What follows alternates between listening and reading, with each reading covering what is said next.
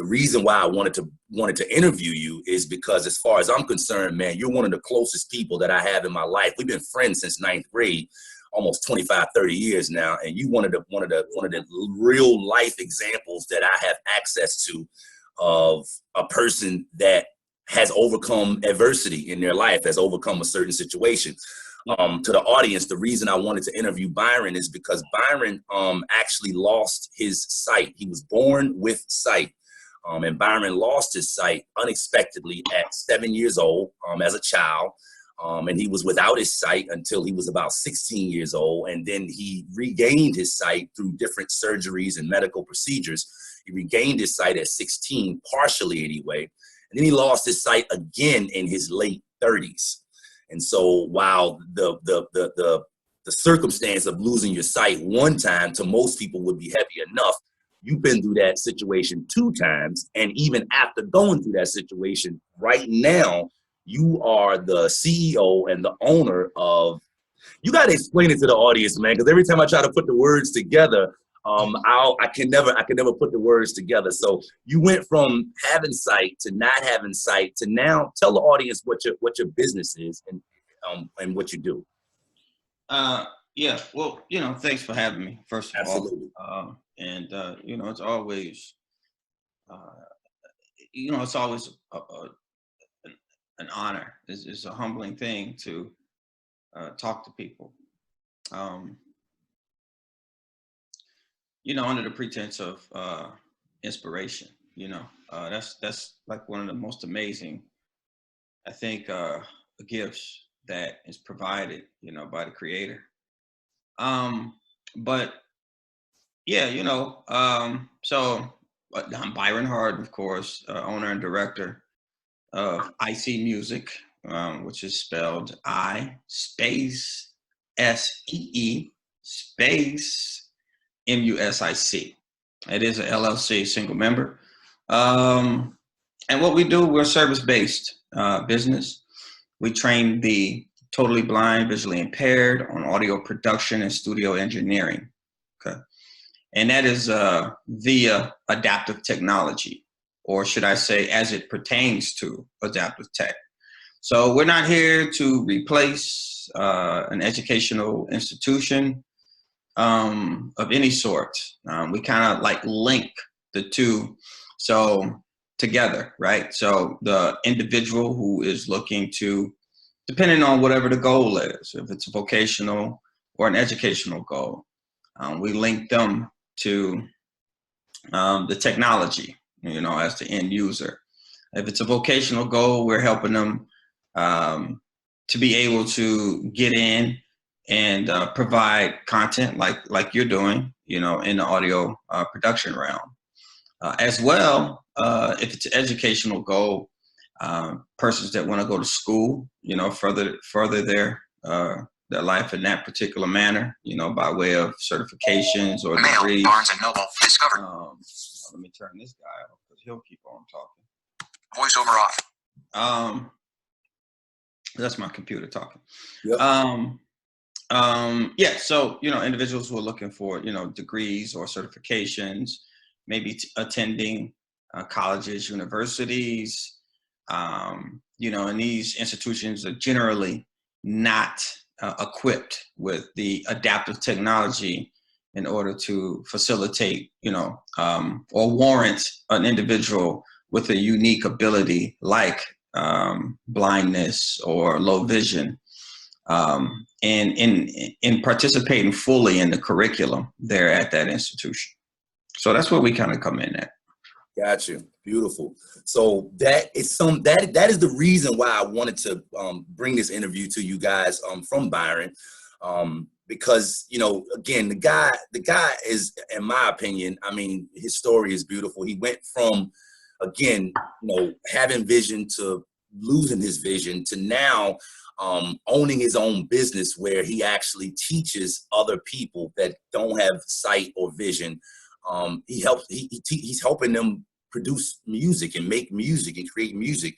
And that's amazing to me, to be able to turn your circumstance into a situation that not only you can benefit from, but other people can benefit from as well. How many people you think you've helped through going through that circumstance that you've been in and being in the position that you're in right now? If you had to take a guess at it, directly or indirectly, how many people do you think you've helped? How many people do you think you've affected?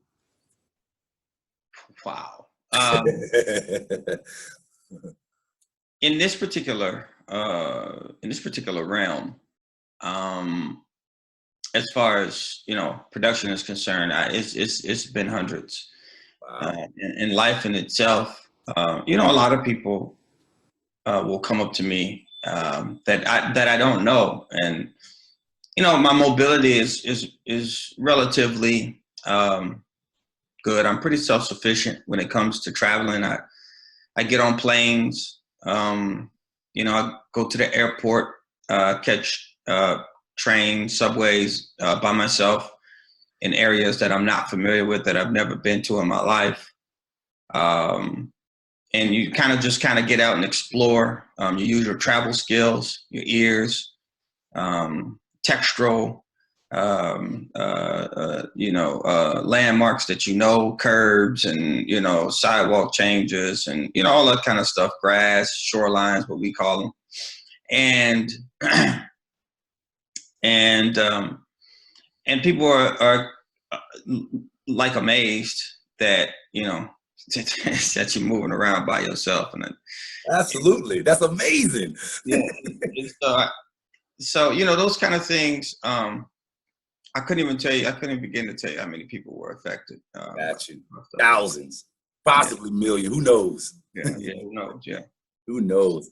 So how did you get into music? I want you to talk about that briefly first. How did you discover your love for music, and how did you discover that you had a love for, or the ability to teach other people that same thing? Well, at 4 years old, I started banging on boxes at the house, and my mom let me do that for about 5 years. 9 years old, I received my first drum set. I drove the landlord crazy. We had an apartment on the north side of Chicago. Of course, I'm from south suburbs, and we moved up north. And so that drum set, coupled with a couple of bands early on at the Illinois State School for the Visually Impaired.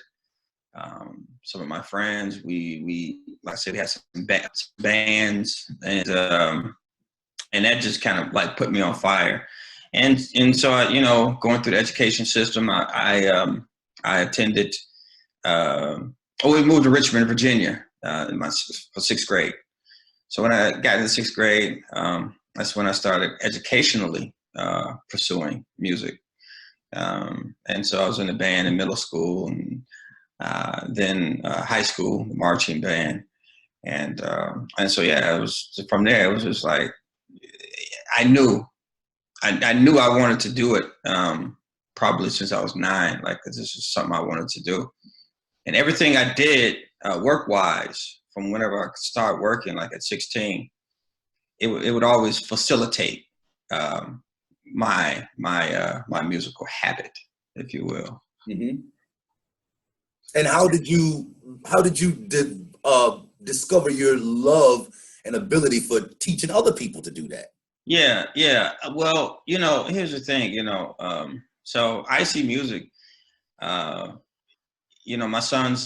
older 2 sons, their mom, she she said one day, you should think about teaching, blind people, because this was back in 2007.